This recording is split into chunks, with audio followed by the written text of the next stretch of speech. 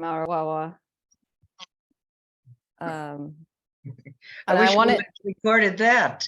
That was gorgeous, and you laid it out for all of us, and it was beautiful. Well, he's going to be speaking a lot more. So he's just starting. He's just warming up. Yeah. I think we all are. And yeah, the frequencies, and that's, we're all Hunas, and the Huna is one of the many, many of the one.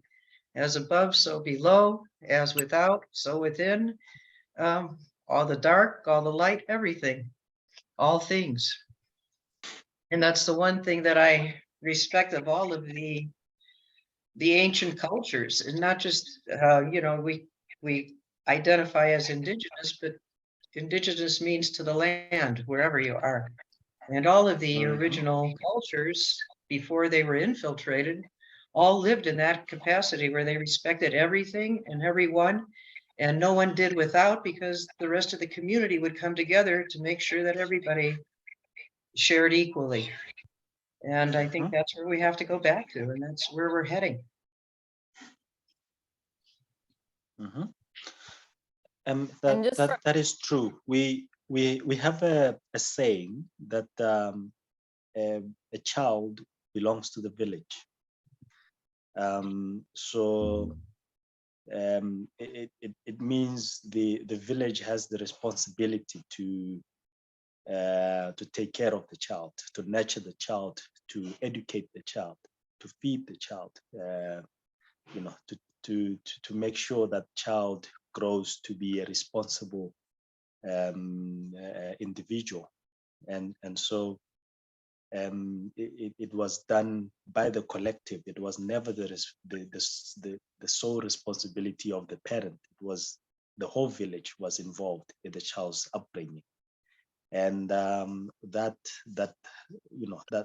we have to bring that back, and then the homelessness will disappear.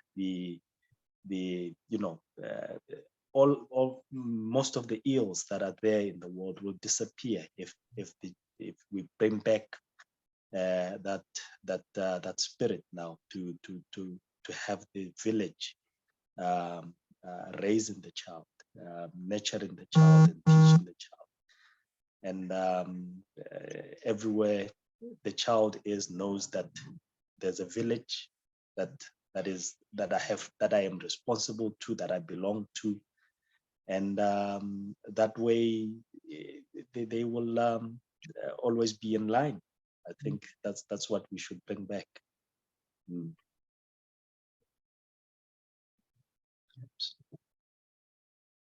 Yeah. Yes, that makes that always resonated with me when I was young. And I don't have kids myself, but I consider all kids my kids.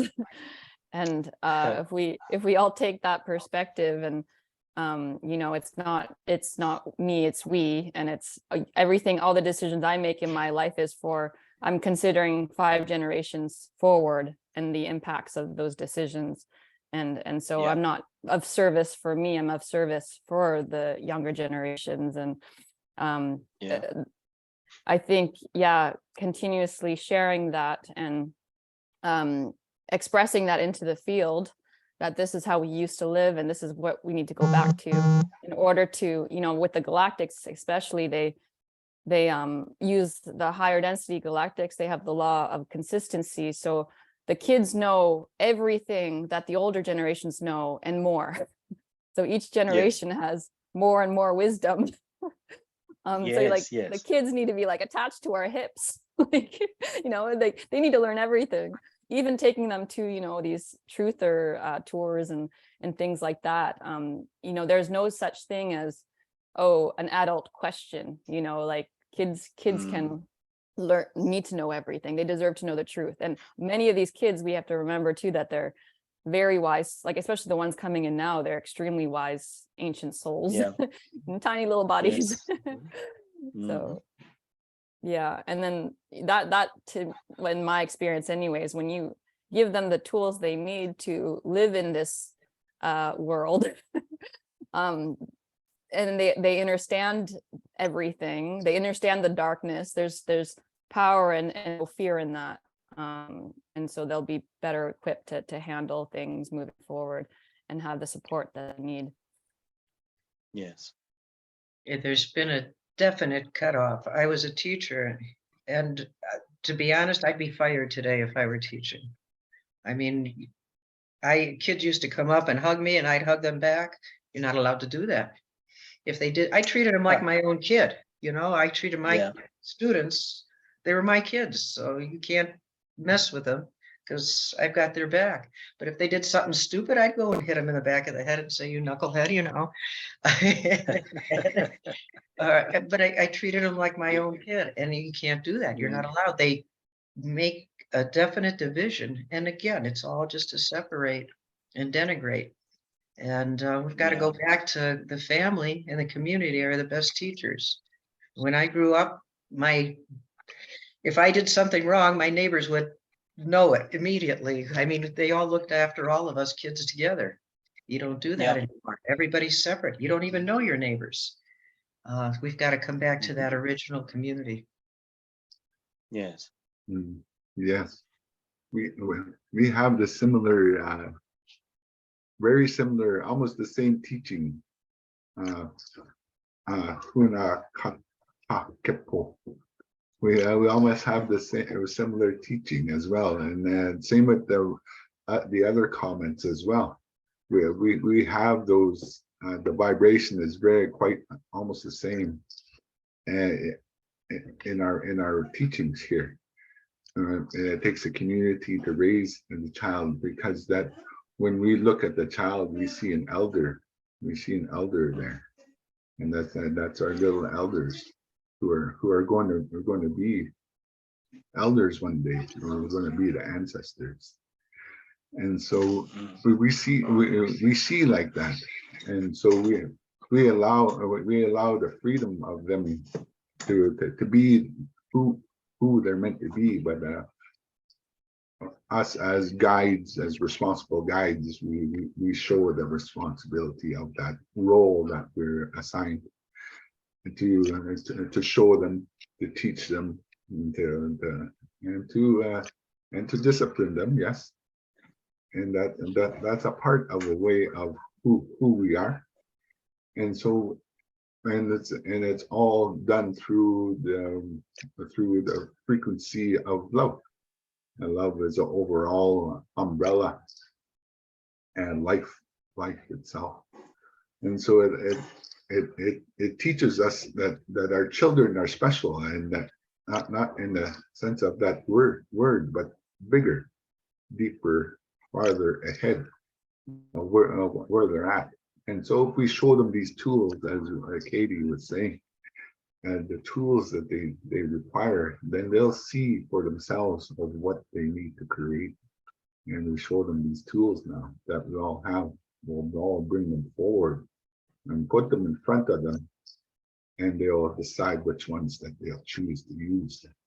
Maybe they'll use them all. Maybe they'll use one. They only need one, because they have the rest of them already. And so who knows what they have, but we'll present it to them. And of course, us ourselves, we could see the gifts that they already have, and that's the gift of the innocence they have. They're still close to Creator. They're still very close to them. And so when we see them at a young age like that, and how they're still close to the Creator, we could see the teachings in there, and it's our responsibility to discipline our own self to see those teachings that they're showing us when they're not yet spoken, but we could see them and hear them with our eyes. We could listen with our eyes. And if we listen, we hear a lot from them. They teach us so much. The children. Yes. And Kaki Kapo has his daughter with him right now, and she's 4 years old. And I can just imagine all the things that she's telling him and her mother, of the truths, because they know. Yeah, that is true. That is true. You'll be amazed at the things that they will teach you. They will teach you humility. They will teach you patience, a lot of patience, you just have to be patient enough again and humble enough to learn the patience that they are teaching you, because they want something. If they want something, they want it in a certain way. She doesn't want you to do it your way. She wants you to do it her way, and that's the patience that she's teaching you there. That, you know what, you've got your way, I've got my way. So, yeah, so so sometimes, you get impatient, and then you're like, no, you have to do it this way. This is how it's supposed to be done. And she's like, I'm doing it this way. And then you'll find that her way is the best, actually. So that's the beauty of it. It's amazing what we learn. One thing that always, it was just ingrained in me when I went to Mexico, and I was invited into one of the communities, the Quechua communities. I had to have permission to visit. So they came back a week later and said, yeah, you can come and stay. And one of the first questions they asked me is, why is it that you in the United States and Canada throw your children out at 18 years old? And why is it that you put your elderly into homes? And why is it that you put your little children before kindergarten into these preschools? So those were their questions. And when you looked at their community, they all worked together and they protected one another. And like you two gentlemen were saying earlier, it was all community, and there was so much joy. They lived in the moment, where here we're always fast paced, trying to, what are we going to do next? What are we going to do next? Or what do we have to do for the future? There they were living in the moment, and you could see it from the children to the grandparents. The grandparents, great grandparents were working with the 3-year-olds, the 2-year-olds. It was everybody working and living together and loving together. Yeah, that's true. That's true. I think the worry about the future. We worry too much about the future, and we do things thinking that we are preparing for the future, and then we miss living in the moment. And by the time you realize it, you're already old, and you haven't lived. But you were doing everything to prepare for the future. And then when the future gets there, and then you realize, I missed it back there. Yeah, so that is the dilemma that we are faced with. But we have to go back. That's the theme that we are picking up, that we have to go back. Everybody realizes that we have to go back to the Lemurian ways and rebuild our societies the way they're supposed to be, rebuild, reconstitute the family, and no more competition between the wife and the husband and the kids. We live in a harmonious environment where everybody is doing what they are supposed to be doing, and that's the way, basically.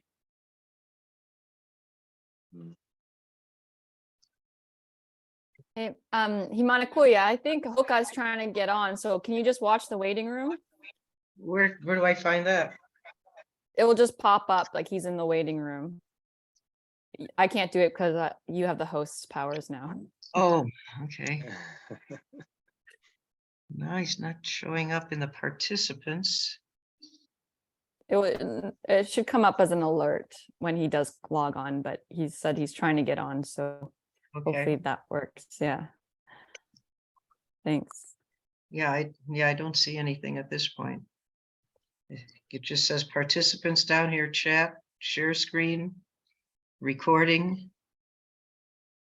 reactions, whiteboards. Okay, well, it should show up as another window once he pops on. So just Okay. keep your eyes peeled. I will keep them Thanks. peeled. Awesome. Boy, I love this conversation and I love meeting you two gentlemen. You guys are two new Huna brothers. And like I said, our family is just growing and we've got to do it planetarily, galactically. Get more connected with Creator and the Earth from all areas.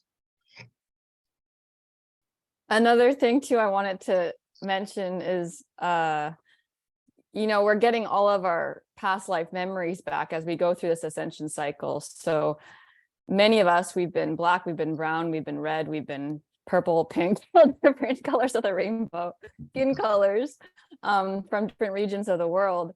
And Huna Marawawa, you could have been the ancestor of Takipo, and Takipo could have been the ancestor of Marawawa. And we were all That kind is of true. All of so us.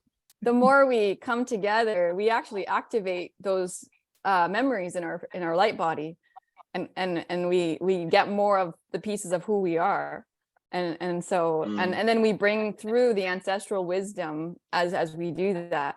I was telling Marawawa, because he teaches the language, and I was like, imagine having, I got a vision of someone showing up at ceremony of not part of his people, and all of a sudden channeling some ancient song that they forgot. So it's just like these bits of the missing energy is never destroyed. It's always it's indestructible. So and these experiences are all imprinted in our light body, and it's only up to us to start remembering and into resonance, and coming into resonance. If you were to say hang out with a group of people who you perhaps had a past life as those people, you're going to get massive activations from that and start having information come in. And so this is another reason why it's so important for us to start coming together and working together on a global scale. And that is so true. Katie stayed with me for about a week. And while we were together, well, I guess we were together for about 3 weeks, but it was just intense. All the downloads coming in and all the frequencies was marvelous. I told her, I miss you. You need to come back here. Yeah. We're just getting started. We're going to start physically having reunions, and Huna, thank goodness, like Huna Taki started the House of Huna, because if it wasn't for that, like that's what created a strong foundation and brought so many wonderful souls into my life, was because of him. And so I'm really grateful for that. And it's just gonna, we're kind of creating these subgroups now, which is awesome, and different working groups. Like we predominantly are operating on Signal, and we're doing these kind of roundtable discussions throughout the week, and we got different groups for different things, but forming solutions to the issues that are at hand, so we can move forward as a collective and have a healthy environment for our children moving forward. Yeah. Because I don't want to live like, if I ever have kids, I'm not raising them in this kind of situation. So, boots on the ground. Let's do this. We have Welcome, the power. Hoka Wicasa. Welcome. No. Hey, welcome. Good morning. Ihani Washaro. Buenos dias. Oh, so happy you can make it. So nice to see you again. Yeah, definitely. I'm out here on the Dakota 38 horse ride here in South Dakota. Right now, I'm in between rides. We ride about four times a day, meaning that we ride 5 miles, stop and change horses. Ride 5 miles, stop, change horses. Ride 5 miles, stop, change horses, all throughout the day. We're leading up to December 25th, December 26th, when they hung 300 of my tribesmen were sentenced to death by the President Lincoln. And during those trials in Mankato, Minnesota, they transferred us from Fort Thompson. This ride that I'm doing is an actual memorial ride, like the Trail of Tears, but it was for the Dakota, where they forced us, and 300 of us, and a lot of us died on this trail right here because of the harsh winter conditions here in South Dakota. Now, my family is one of the surviving members of that. So they traveled through all of this snow with just a blanket on, and they knew that they were going to get executed. And there was a big military presence all the way around us, and we all knew that we were going to die. And so when we got here to these trials in Mankato, Minnesota, where my family, where they executed 38 of my tribesmen, hung them. It was one of the biggest mass executions in America to this day. It was an act of genocide, but it's not being treated like that. The indigenous communities that I'm involved in, we're being still punished by the American government because we were the last to fight. You look, and they're starving us out. They took our buffalo from us, and then now they're taking they wanted more. They wanted the roads. They wanted the Pony Express to come through our land, and we would kill every one of them that came here. And then they would come and they would want this, so we made peace with them. We said, you can come through here, and you can be our brother, but they broke that promise with us. And then they wanted the railroad to come through so they can come and meet their relatives on the other side. And we fought them, and we killed them. And then we had a treaty, and we said, okay, you can come through our land. And they broke that treaty too. Now they come here, it's my generation now, and it's the pipeline. The pipeline's coming through to our land, and they want to kill us now. The last act of them is to kill us. And in this genocide that they're creating with us, it's a legal genocide, and it's called blood quantum. They use it on cattle, and that's what they used to.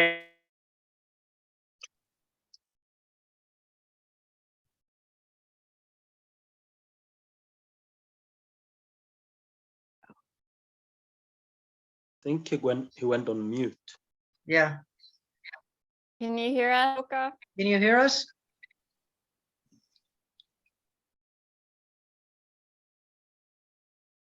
You're on mute. You're on mute. Can't hear.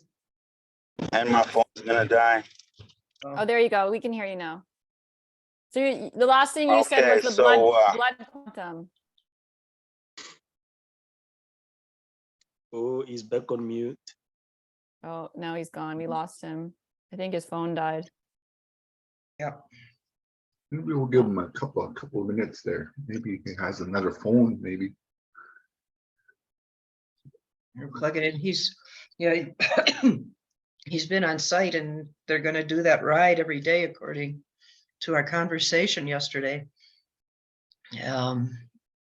But it's a memorial ride, but it's also a ride to heal the areas for both the settlers that were there as well as the victims of that genocide.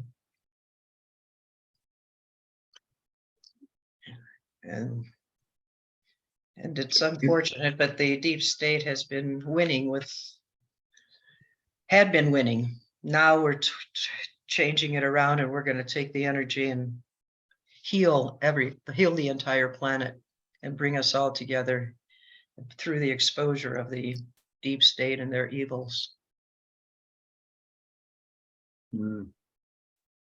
Hoka's energy, holy moly, he's a warrior. He's Oh just my like, God. so much power. I'm like, whoa. You can just Yeah, feel it's the energy active coming with off this from thing. all of you. I mean, Yeah. I've been getting hits this entire time that we're on. Actually, I thought I went away for a little while, but the energy is so strong here. And I thank you for all of that.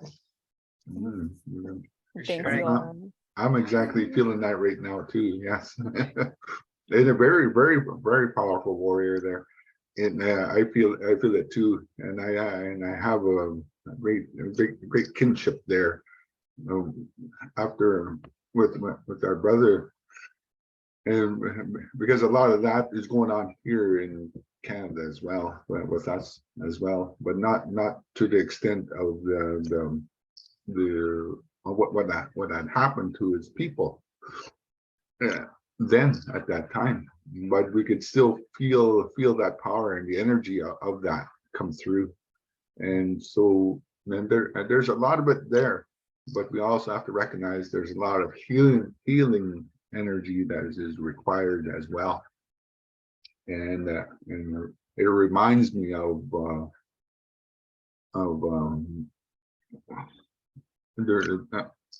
there's another warrior of long ago who carried a lot of negative energy, but he was very strong in his own way too. But then he discovered something, and he discovered that to know how to carry his energy properly in the next world. And yeah, it's gonna be nice. Oh, you're Welcome back. Oh, sorry, I didn't know how to answer that, so I just turned everything off. That's okay. Oh, You're back miigwech, now. brother. That's all that's important. Yeah, miigwech, brother. Miigwech for your ride, and miigwech for riding for our people and your nation. That's a great honor. Bonjour. Ani, bonjour. Hoka Wicasa Anishinaabe. Ah, Chimingas Gibizayan. Oh, shit, yeah, I'm amongst when I'm not here with my Dakota relatives, I'm up there with my Anishinaabe Horse Nation there in Red Lake up there and in White Earth, you know. I got a lot of relatives now up in Wisconsin now, you know, dealing with pipeline situation, you know. And it's Anishinaabe territory that's under attack right now. So it's Lakota, Dakota, we're with you guys, you know. After this, I'm traveling back that way to be with the Anishinaabe Horse Nation and to be in solidarity and in ceremony with our relatives as their lands are being under attack here in northern part of Wisconsin. You know, Bad Nation is holding it down. The Bad Nation or Bad River, Bad Nation Indian Reservation up there, Bad River Indian Reservation in Wisconsin. They said no, and so now for them to say no, we can hold treaty rights. You know, treaty rights are an important part of who we are. The only thing that can stop this government system is their own words against it, and that's the treaty. To honor the treaty, there's many people who've died because of this. Like I was saying earlier, my people have put their lives on the line always, and we have suffered for it. And the people in the world, they know that we are the warriors to do that. When we say it's no more, the men have to come out, you know. The women, they're the warriors behind us. And our system, it's the matriarch system. The women tell us, they gave us honor. It was the woman. And as a Sioux, we tear flesh in our ceremony because of this. Because the woman tore flesh for us when we were born. And so it represents our humanity of who we are. And then in that vow, I said, I will not hurt this earth no more. I will not hurt a woman. I will take care of my children. This is what I was told the man was from the Sundance. And from the tearing of my flesh, I give back to my Mother Earth, my vow, my promise, my body, of who I am. So be in relationship with that understanding, with this world that was given to us. That entitlement isn't always there. When you're born, people were born into this world, but there was things that happened because of the way this world is now. And I want those treaties to be honored. And I'm going to the United Nations. I'm going to the tribal council system. And I'm doing the parts that I can legally to be heard on. And everywhere we go, you know, I see the step further and further, further and further. Now they're saying with blood quantum, in 5 generations, there will be no more Native Americans. 5 generations. And then so that will end the treaty, and it will be a free for all for the not for the Americans, but for the corporations. The corporations, why? Because the Indian land is held in trust. And so these I mean, there's bits and parts to all of this world power domination over our people. But we're warriors and we'll die to the end. And you know what? If we die fighting for our rights, and that's the hope of our chief Sitting Bull, for the betterment of our children, that you would lay down your own life. And that's what a Dakota is, to be a friend. The Dakota means my friend. You can be a Dakota too. Come here with us, sit with us, pray with us, become a relative to us. And you too will know what a Dakota is, a Lakota, a Nakota. The Ochete, Shakowit. When these guys were relatives, the Anishinaabe and the Dakota, way over there in Ohio and Schiau, there was peace between our people. We loved one another and we would share our ceremonies with each other. And we had this long knowledge, long listening knowledge that has now went away. That's our knowledge. This knowledge that we're talking about today. When we go to our ceremonies, I see these monsters put up on there and everyone's like, oh, these are things that maybe this, but those were, no, now I know those are real. I know that these things that are real. That woman that came to us and said she would come back and she was a shapeshifter. She turned herself into a buffalo and she left. And she gave us this way of life and she told us that she would come back. And in that way of life, she said, honor this way, this buffalo. And you know what, never in our life would we think that her blessing would go away from us and then buffalo would be gone. And now that those buffalo are just in little bits apart, they're even like them. They have low blood quantum because they're not really true buffalo anymore. They're bison. They changed the genetics on our food system, taking away our food system, taking away our land, our ways to communicate with this world, our economic system. Building a new economic system. What is that? Going back to finding who we are truly is a part of that. It's not, I'm not saying going back to bow and arrows and cave, knocking cave women out and stuff like that, because that's before the woman taught us how to be. This woman taught us how to be. When she came and she said there's a way for us. My Dakota people that always believed in that way and they died believing in that. And that's what this ride is about. Because they died and in the end, they survived, they lived, And the proof of that is me here today, telling you my story of my family, of Ikpaduta, the Dakota war chief, who has signed all these treaties. And that was treaties between my family and the United States government, and that system needs to be honored. And if not, I'm jumping on this ship. Take us with you. Yeah, you're gonna go. Because, and I think about it now. And I think about all these pictures up on the wall, these old pictures of big, of flying things around, and these things are not, you can't go. I mean, it's only to our people that these places are known because we go there for ceremony. We go there to gain power. When we go fast, they put you in a cave for one day, no light. That's kind of scary, you think so. But the man walked in darkness for a long time. To understand your humanity, to go through those things, those senses, those things like that, to become one with this earth and to hear the water, to hear everything that's out there, the wind, to hear that flowing sound, that is a part. And then the next day when it's cold and the sun is coming up, you get the fire teaching to know what man his fire is, and you create that fire. You make that fire. This is your creation story. And you sit in that place and you look up on that wall and you see the hands of all our people that were there long ago. And you go in and you see the pictures of the animals that used to be here. And you see the people that used to be here, tall and long and got this weird shape on them, And then you see little tiny people in there, the little people. And you see, and their stories, I didn't know what any of this is, but I'm taking it in. And I'm looking in this cave, and this is my right to become to the Sundance, to become healed. And I started to notice my humanity and how I am. And when and for 4 days, I sat in that cave and in that way, wondering where and how I came and why I'm there, And my people brought me there because I was sick. You know, I was into drugs and I was into alcohol and I was into this world. I lost myself. And they brought me there and then they said, you know what, from you come a great nation, the people, but you forgot who you are. And that was, you know, 4 or 5 years ago. And from there, I said, I want to live. My will to live.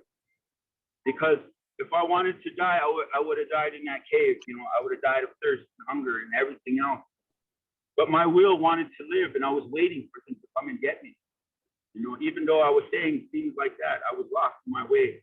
But my people, they brought me back and they told me, there's a way for you. You're lost in this world because you don't belong there. You're supposed to be here with us, doing these things, learning about this way of life, the star knowledge. And so I started learning about the star quilt, what it meant, and the promises that it brought to us, the wokia, the healing way of life. And it's a big star, and it has all these portals that come in. And in my dream, I started to understand, and I started to hear these things, you know, and I called out to them, and I blew whistles, and I sang on my drum for a long time. I didn't have no voice left, and I dreamt a dream, and I had that dream, and I seen these things, you know, after so many days without water and food, no human contact, just by yourself, and to the point where you think you are gonna die there, and you give up your will. I mean, you give it all up. It doesn't matter no more. Whatever you want from me, I give it all up. I give up this way. Help me, you know. And I meant it. That was the thing, is I meant it. Never in my life before did I ever feel so much power in my life, at the point of I can't even get up to walk. The exhaustion, no food, no water. There's no energy, and in your mind is nothing but self-doubt. Nothing but self-doubt. And what saved me was these songs my grandpa taught me growing up. He said, one of these days, these songs are going to save you. And that whole time, when I was in my fast, I sang all those songs. And from that, I believe that my relatives heard me. They came and they had pity on me, you know, because they knew that I was in my own way, that they might give me a better way of life. And so they gave me this drum. They gave me this pipe. They gave me this way of life to live in a good way. And from that way, I kept walking. And then when I went in, from there, we went to Standing Rock. And then from Standing Rock on November 27th, up in No Dapple, I led a Thanksgiving action. And the week prior from that, the military had just now attacked our camp. And they took us with rubber bullets, and we held our ground. But we had one kid who had her arm shot off. She was just like a 7-year-old girl. We had people lose their eyes because of their non-lethal weapons. Most of them women and children. Most of our men are held in captivity in these prisons, jails, you know, due to the life of the reservation. There's no life on the reservation. And for that, there's only the degradations of life that man falls into. But there is a way out, you know, and you have to leave that place. But where are you going to go when you don't know nothing? Well, you think you don't know nothing. You come into this world, into these cities, it's a different world. Back home, everyone cares about us. We come into these worlds here, no one cares. You see us all sitting on the side of the road. Some of us are real powerful families back home. But in this world took everything from us. And there we are, sitting on the side of the street, begging for some coffee, some food, even a drink, and to get well. These are the issues that are for real in my life. Dealing with it even today, you know, on this reservation here, you know, looking out here, I see young people, I see high people, you know, I see women and children with no money, with no food in their homes, cars, all things stolen out of their home for drugs, everything. The poverty is real in my community. There is no life on my reservation anymore. That's the story that's all over the place. But where is their hope? You know, the hope is within us. We have to come together. The community at large in this world, the compassionate. For what you let happen to us is going to happen to you. And it already is. The United States is nothing but a big reservation now. Laws, bylaws, you can't do this. And now you understand what it is to be an Indian. You stood along long enough. And now they made those policies and procedures little by little. And now this big country, this great country is now one big reservation. And in that way of life, they'll take everything, because these people that own this place, that own this economic system, don't even live here. They're the world powers that be all around us. We owe money to Britain, to British, to the Queen, for whatever resources that she takes from us. She gives us $2 million and says, run your tribal business. Well, come time to pay, we want $2 million, and these little tiny rocks we're going to say are worth a penny, and they're pieces of gold, and they're pieces of diamonds and silver and riches, and they're only giving us the little amounts, you know. And then this is accepted in the world, you know. And now we owe the president, you know, and now he wants to collect in this oil. In this oil field, and in our oil, we have the biggest oil field in the world, almost in the world here in MHA Nation. And they're exploiting us. I mean, it's all over in the paper. They just now caught one guy. He stole $2.4 million worth of oil by himself. I mean, what kind of regulations are those on our reservations with these things? It's an open door policy. Come in, take, steal, take everything from us. And where can that stop? How can we come to reconcile? Everybody asks me that. How do we reconcile? And that's what I say, well, how do you reconcile? You're asking me after all the things that have been done unto us and our people. Number one is we need to just come together. Sit down and be a part. Know what humanity is. Know who we are, first of all. That we're not no merciless savages. That we're not heathen and we're not pagan. We don't pray to all this, whatever it is. You know. The truth of it all is that we're all human beings. And our humanity has saved us through this time. And if we want to continue to go on, we must come back to those simple rights of humanity. We have 7 teachings that tell us what the human beings are. And those are the virtues of a humble man. There's 7 rights. There's 7 ceremonies that we use in our lives that we cope with. And it deals with funeral. It deals with life. It deals with bringing a woman into woman, manhood, right? There's a place to get purified. You know, there's the woman's rights. There's the men's rights. There's all these things in the community to help the well-being of us all. And for that system to all work and for us to come together, the number one thing is we have to have humanity for one another. We got to be humane to one another, tolerant, you know, in the beginning. You know. And a lot of this ride is about that. Because we're going into these townships, like we're riding into these old towns where my Dakota people actually did do what I'm talking about is the Dakota uprising. And where we, like I said, where we're in captivity and we all broke out because we weren't being fed enough. We signed these treaties and they started starving us again, and they started killing us. They started doing like this, bringing us to their trials, and just killing us for no, you know, for whatever reason it was, you know. And so now we're trying to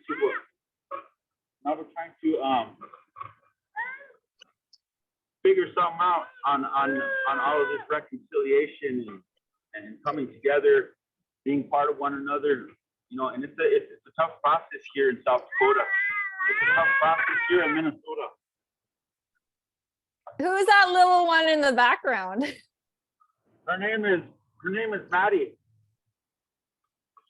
She clearly wants to be on video too. I'm trying to grab her. Bonjour, Maddie. Hey, Bonjour. She's her too. She's Ojibwe. Hi, Maddie. Say bonjour. Bonjour. Jura. Bonjour. Yeah, we're in a car right now. We're, like I said, we're on we're doing some clothes washing right now. We're on, like, so we've been out for, this is our third day. I woke up late. The guys took off already. Yeah, man, it was kind of, it's really, last time I really rode a horse this long was last year during this time, you know, so that's, you gotta be really strong, brother. So we're not walking too well. Yeah, and there's actually people running too, you know, there's people running and from one side coming this way and we're going that way and we're gonna meet up in the middle and there's gonna be a great reconciliation that happens between ourselves, the community at large comes out, you know, and we honor this, you know, and through that, we're able to communicate a stronger level of understanding and tolerance of one another. And so when I go out there and I'm saying we're not honoring the death of your people, we're honoring the life that continued off of this, because we were all sentenced to death. We weren't even supposed to be here, you know. And so we're coming back, and this is our reconciliation. At some point, the government said, okay, well, we're not going to kill all of them. We'll just kill 38 of them. And they hung in front of us, our relatives, our children. Yeah, there was a young boy there too, you know. And there was a couple white guys that they hung with us too, man. Two Métis guys made it with, you know, stuck with us. You know, and I think about those guys, you know, it took a lot for them to make relatives with us, you know, and for them to come, you know, to be Métis at Anishinaabe, to be with the Dakota, you know, geez, man, I think, and then they killed him too, them too, fur trappers with us, you know. Yeah, that's right. So they're part of the Dakota 38. They're part of our relatives now, you know, and so we honor that. Their relatives come with us. So with that, I'm just going to give some space there and Thank you. Thank you so much. Wow, you really crammed a lot in there, like a very important thing. So really appreciate all your wise words, brother. Huna Marawawa, I'm getting a message to bring this up. You were talking to me yesterday about the treaties and how they were written in your language, and they represent much more than what you know, the English language, the translation of the English version would present it as. And I think this would tie into the blood quantum. I can't see that even existing in the original treaty. So how, like, I feel like that would be more of a mandate, which is a fake law, and I think it's just like another manipulation on top of it. But you know, going back to the original treaties, which should be honored, it has to be in the original language, correct? Yes, that's absolutely correct, and thank you for that, Katie. There's in our treaties, we sat in the lodges, and we sat with our star brothers, star sisters, as Hoka Wicasa was saying. So we were, and when those treaties were made, they were made in the original language and then translated into English. But originally it was the original language, which is a spirit language, which comes from higher realms, and so those are the ones that actually are real. And so the ones when they were translated, they were then the frequency had changed in those treaties, and so that's why they're trying to manipulate them and move them with these mandates, and trying to they're actually overstepping them, which they shouldn't in the first place.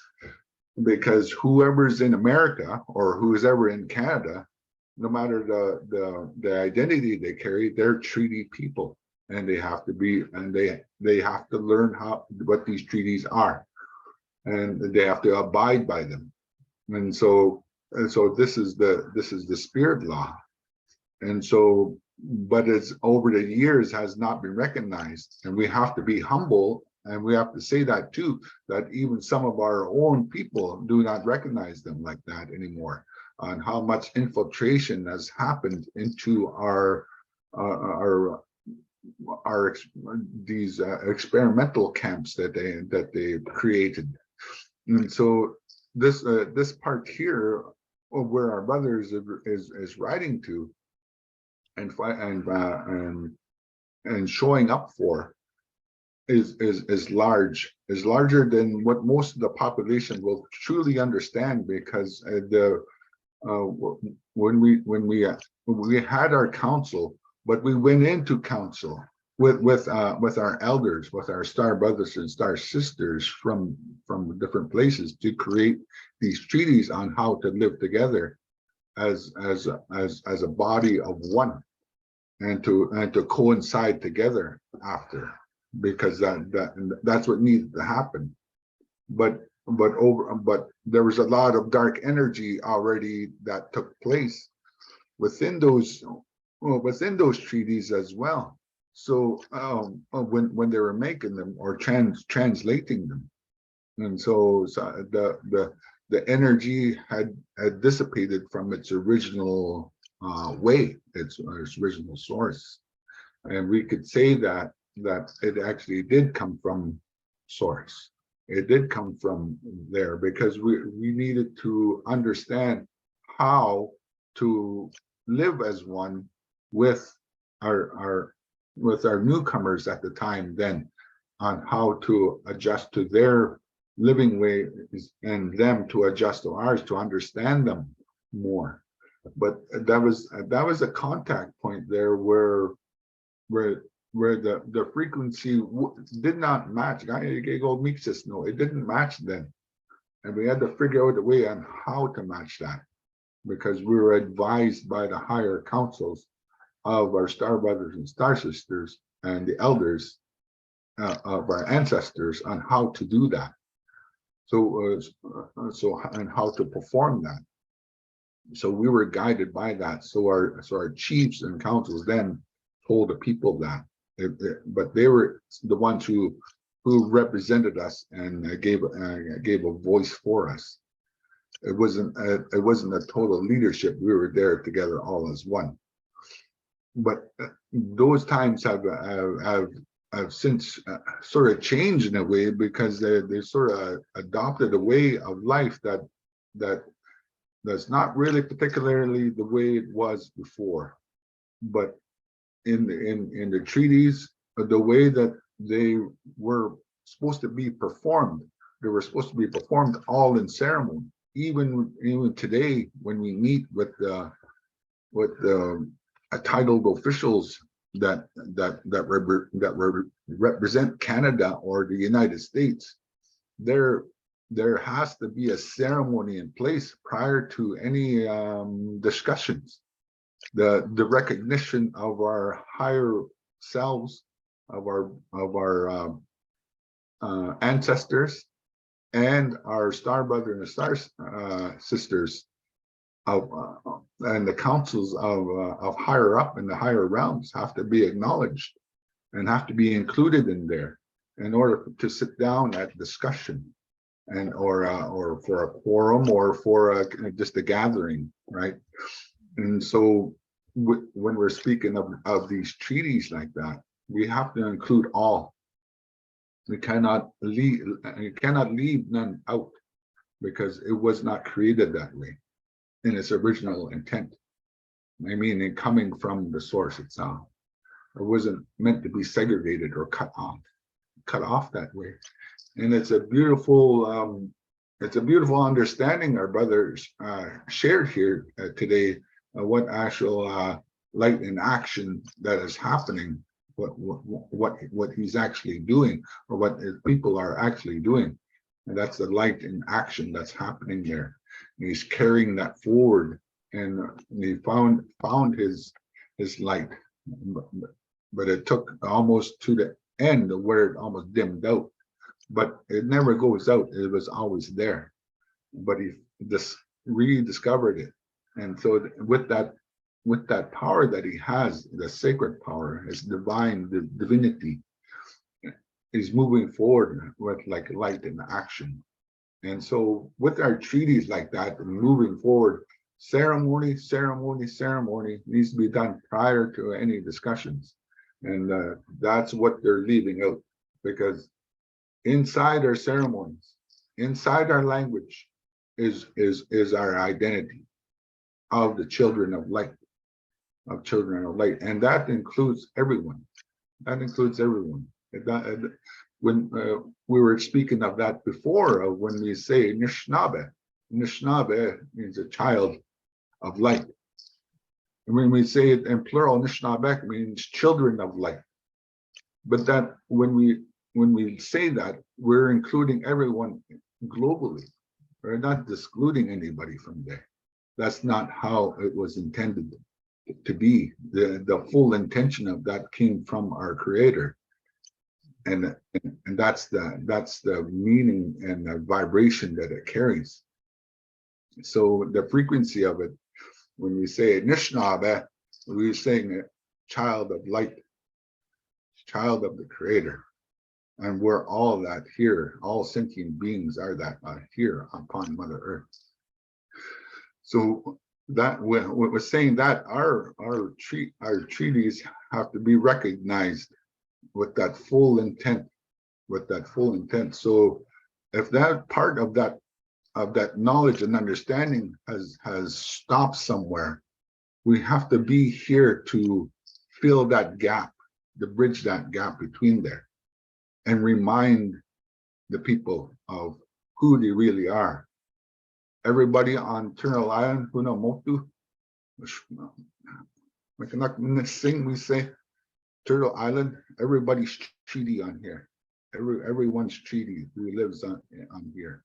And they have to learn their treaties and understand the full intent of why those exist today.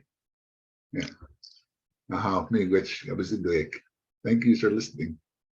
Oh, thank you for that. That was beautiful and a great explanation. And we're all one of the many, many of the one, all children of light. Need that humanity brought back to humanity.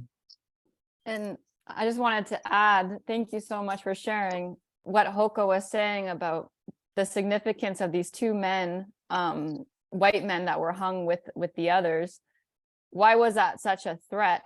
They clearly wanted to make an example. So those two white men, I believe, were considered Lakota. Like they were, I'm sure back then. Yes, like they are. They were, yes. Mm-hmm. And so this is the threat against the deep state, is us joining forces, surpassing what we physically look like.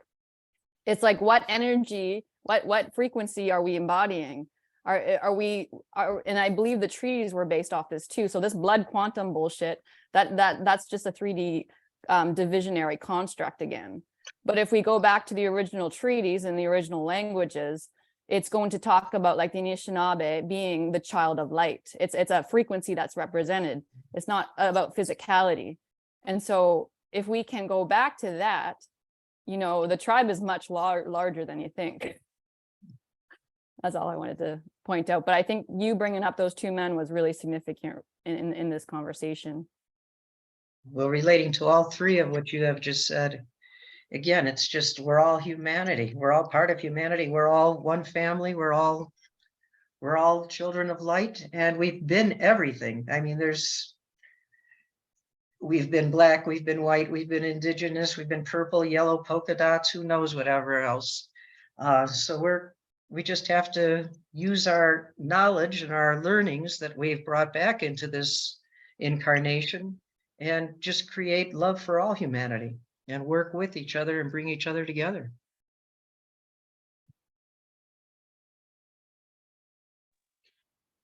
Yes, if I may, you see the separation that these deep state,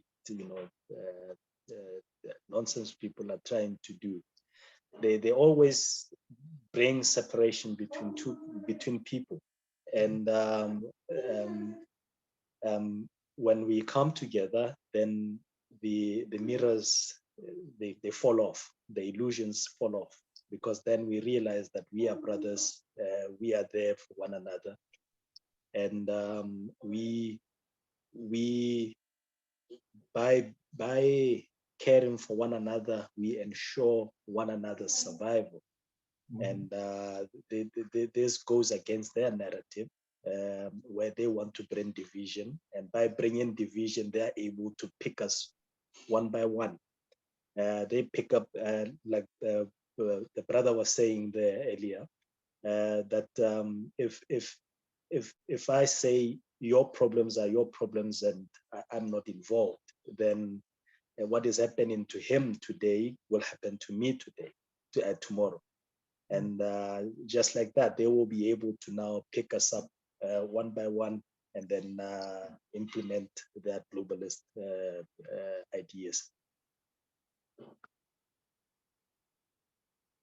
Very true. Mm. Well, I want to thank all of you. This has been a pure delight.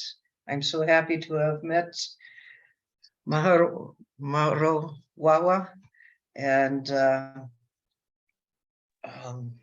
Katakiro. Oh, Katakipo. Katakipo. And nice to see Yes. you again, Hoka Wicasa and Katie.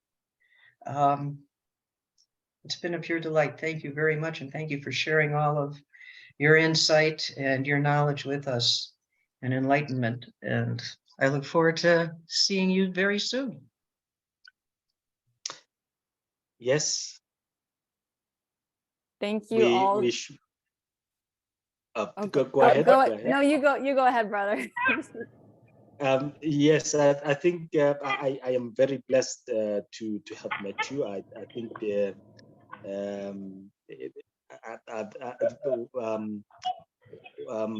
what we shared today resonate really with me. I think it is a message that is consistent with what has been happening to us as a people.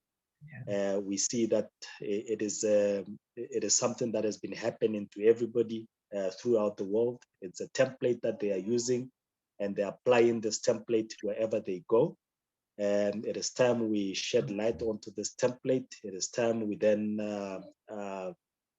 render it useless by us, again, coming together and looking out for each other and rejecting any divisions that may be there.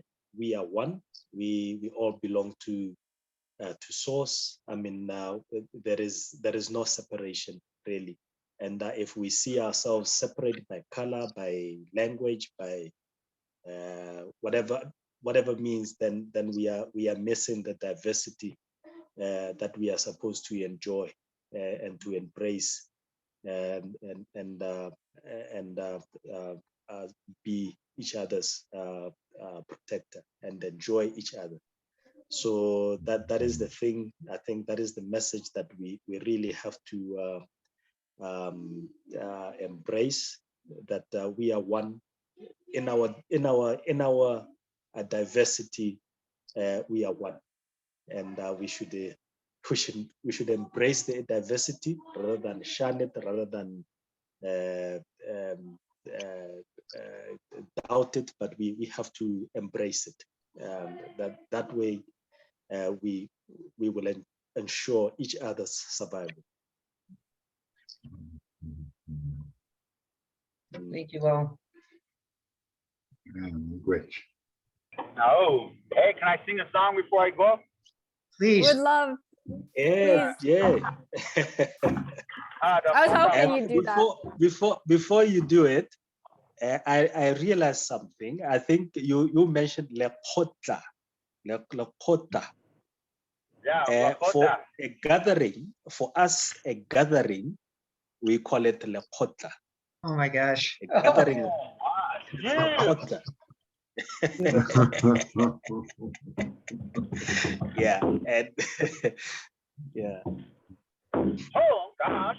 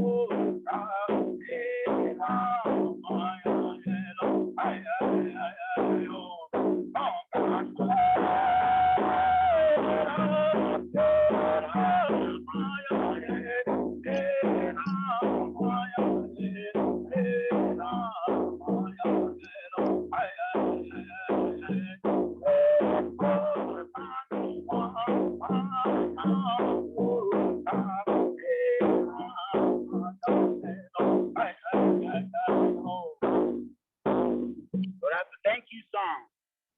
Aho, Wopila. Oh, thank you. Oh, big rich. Thank you. Oh, that was Thank you so amazing. much. Mm. This How was should- so Oh. incredibly beautiful.